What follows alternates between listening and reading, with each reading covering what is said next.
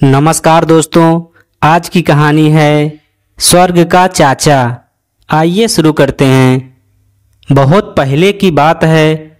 धरती पर 2 सालों तक बिल्कुल वर्षा नहीं हुई। अकाल पड़ गया। अपने तालाब को सूखता देखकर मेढक को चिंता हुई। उसने सोचा अगर ऐसा रहा तो वह भूखा मर जाएगा। उसने सोचा कि इस अकाल के बारे स्वर्ग में जाकर वहां के राजा को बताया जाए। साहस कर मेढक अकेला ही स्वर्ग की ओर चल पड़ा। राह में उसे मधुमक्खियों का एक झुंड मिला। मधुमक्खियों के पूछने पर उसने बताया कि भूखे मरने से अच्छा है कि कुछ किया जाए।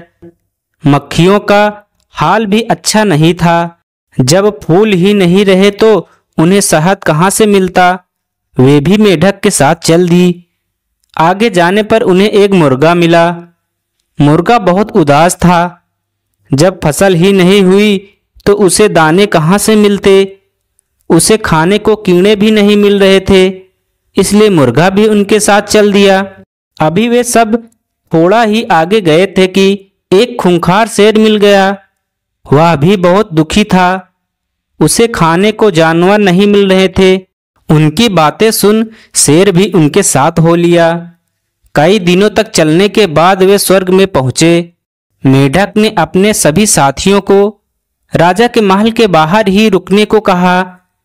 उसने कहा कि पहले वह भीतर जाकर देख आए कि राजा कहाँ है।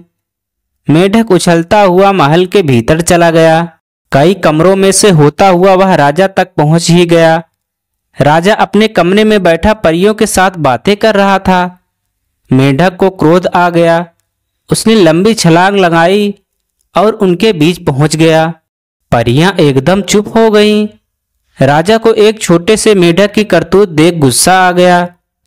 पागल जीव, तुमने हमारे बीच आने का साहस कैसे किया? राजा चिल्लाया। परंतु मेढक बिल्कुल नहीं डरा। उसे तो धरती पर भी भूख से मरना था। जब मौत साफ दिखाई दे तो हर कोई निडर हो जाता है। राजा फिर चीखा। पहरेदार भागे आए ताकि मेढक को पकड़कर महल से बाहर निकाल दें, मगर इधर उधर उछलता मेढक उनकी पकड़ में नहीं आ रहा था। मेढक ने मधुमक्खियों को आवाज दी। वे सब भी अंदर आ गई। वे सब पहरेदार के चेहरों पर डंक मारने लगी। उनके बचने के लिए सभी पहरेदार भाग गए। राजा हैरान था। तब उसने तूफान के देवता को बुलाया, पर मुर्गे ने शोर मचाया और पंख फड़फड़ाकर उसे भी भगा दिया। तब राजा ने अपने कुत्ते को बुलाया। उनके लिए भूखा खूंखार शेर पहले से ही तैयार बैठा था। अब राजा ने डर कर मेढक की ओर देखा। मेढक ने कहा, महाराज, हम तो आपके पास प्रार्थना करने आए थे। धरती पर अकाल पड़ा हुआ है, हमें वर्षा चाहिए। राजा ने उससे पीछा छुड़ाने के लिए कहा, अच्छा चाचा, वर्षा को भेज देता हूं। जब वे सब साथी धरती पर वापस आए तो वर्षा भी उनके साथ थी। इसलिए वियतनाम में मेढक को स्वर्ग का चाचा कहकर पुकारा जाता है।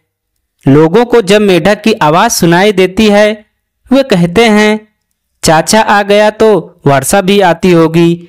धन्यवाद।